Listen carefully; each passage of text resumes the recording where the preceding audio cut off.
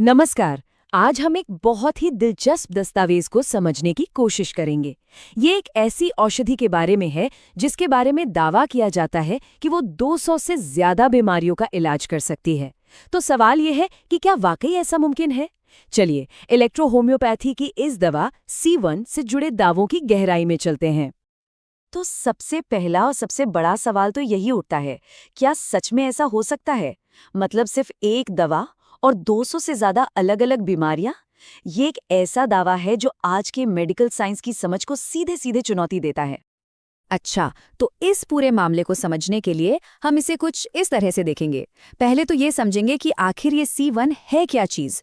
फिर देखेंगे कि कौन कौन सी बड़ी बीमारियों में इसके इस्तेमाल की बात की गई है। हाँ, कैंसर और ट्यूमर पर भी खास तौर से नज़र डालेंगे। और आखिर में इन सब को जोड़कर देखेंगे कि नतीजा क्या निकलता है। तो चलिए शुरू करते हैं अपने पहले सवाल से, सबसे बेसिक सवाल। आखिर ये C1 है क्या? तो देखिए, सोर्स डॉक्यूमेंट के हिसाब से C1 को एक ग्लैंडुलर रेमेडी कहा गया है। अब इसका मतलब क्या हुआ? इसका सीधा मतलब है कि ये शरीर की ग्रंथियों यानी ग्लैंड्स पर काम करती है। सोचिए, जैसे थायराइड हो गया या एड्रीनल ग्लैंड्स। इन्हें शरीर के कंट्रोल सेंटर्स भी कह सकते हैं। और साथ ही ये भी दावा है कि ये सूजन को भी कम करती है। अच्छा, तो C1 ग्रंथियों और सूजन पर काम करती है। ये तो ठीक है, पर असल में इसका मतलब क्या है? मतलब कौन-कौन सी बीमारियों में इसके काम आने का दावा किया जाता है? चलिए, अब इस पर नजर डालते हैं। और देखिए, यहीं से मामला बहुत दिलचस्प हो जाता है।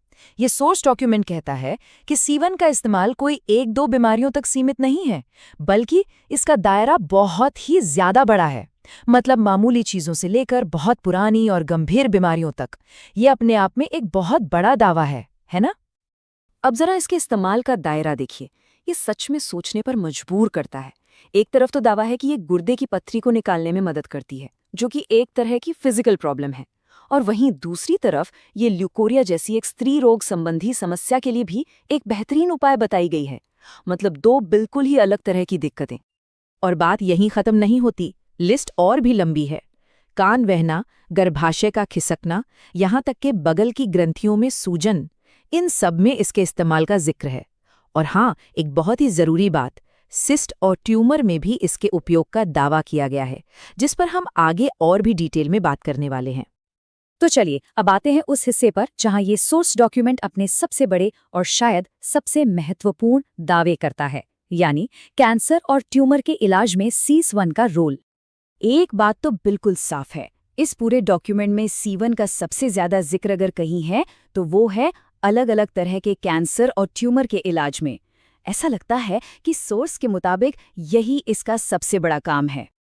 ये जो टेबल है, ये एक बड़ा दिलचस्प पैटर्न दिखाती है। देखिए, स्किन कैंसर हो, breast cancer, bone tumour, brain tumour या लिवर कैंसर, सब बिल्कुल अलग अलग तरह के कैंसर हैं, लेकिन सब में C1 को ही मुख्य दवा बताया गया है। और फिर बीमारी के हिसाब से बस एक सपोर्टिंग दवा साथ में जोड़ दी जाती है। तो इसको देख के ऐसा ही लगता है कि सोर्स C1 को एक तरह का मास्टर कैंसर रेमेडी मानता है। और सुनिए, ये तो सिर्फ कुछ नाम है। असल में ये डॉक्यूमेंट 50 से भी ज्यादा, जी हाँ 50 से भी ज्यादा अलग अलग तरह के कैंसर्स, ट्यूमर और उनसे जुड़ी दिक्कतों के लिए C1 को ही मेन दवा बताता है। ये वाकई में एक चौंकाने वाला दावा है। अच्छा, तो कैंसर वाले दावे तो हमने देख लिए, जो कि काफी बड़े हैं। पर C1 के बताए गए इस्तेमाल यहीं खत्म नहीं होते।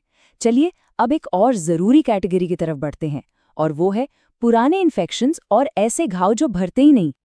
और यहाँ हम कोई मामूली चोट या खरोच की बात नहीं कर रहे हैं।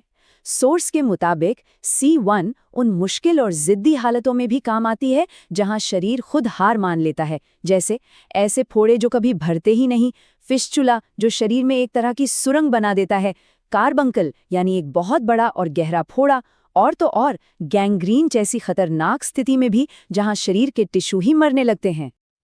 अच्छा, अब आगे बढ़ने से पहले जरा कुछ और गंभीर और पुरानी बीमारियों पर भी नजर डाल लेते हैं, जिनका जिक्र इस डॉक्यूमेंट में है।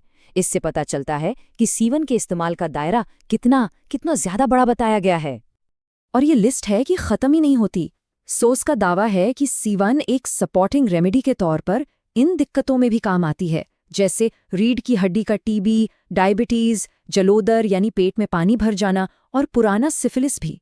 मतलब सच में सिर से लेकर पैर तक की बीमारियों की लिस्ट है ये। तो इतने सारे बड़े बड़े दावे तो हमने देख लिए, पर सवाल ये है कि ये असल में काम कैसे करता है। चलिए अब हम इस पड़ताल के आखिरी हिस्से की तरफ चलते हैं, जहां हम इसके इस्तेमाल के तरीके और सोर्स में दिए गए नतीजों पर फोकस करेंगे। देखिए, एक बात समझनी बहुत जरूरी है। डॉक्यूमेंट के मुताबिक C1 को लगभग कभी भी अकेले इस्तेमाल नहीं किया जाता। ये कोई सोलो परफॉर्मर नहीं है, बल्कि ये तो टीम का कैप्टन है। ये हमेशा एक कॉम्बिनेशन का बेस होती है, मतलब वो मेन दवा जिसके साथ दूसरी दवाएं जोड़ी जाती हैं। और सोर्स में जो तरीका बताया गया है वो हैरान करने वाला सीधा साधा है। स्टेप 1, मेन दवा के तौर पर C1 को चुना जाता है। स्टेप 2, बीमारी के हिसाब से एक सही सपोर्टिंग दवा उसमें मिलाई जाती है। और स्टेप 3, इस कॉम्बिनेशन को एक खास डाइल्यूशन में तैयार करके दिया जाता है। बस सोर्स के हिसाब से प्रोसेस इतना ही सिंपल है। और आखिर में ये डॉक्यूमेंट एक बहुत ही पावरफुल लाइन के साथ खत्म होता है, जो शायद इसके पूरे मकसद को बताती है। सोर्स के शब्दों में कहें तो ये शरीर को अंदर से शुद्ध कर रोग मुक्त करने की अद्वितीय क्षमता रखती है। मतलब ये सिर्फ लक्षणों को दबाने की बात नहीं है, ये तो शरीर को जड़ से ठीक करने का दावा है। तो एक दवा और इतने सारे रोगों पर इतने बड़े बड़े असर का दावा, ये बातें हमें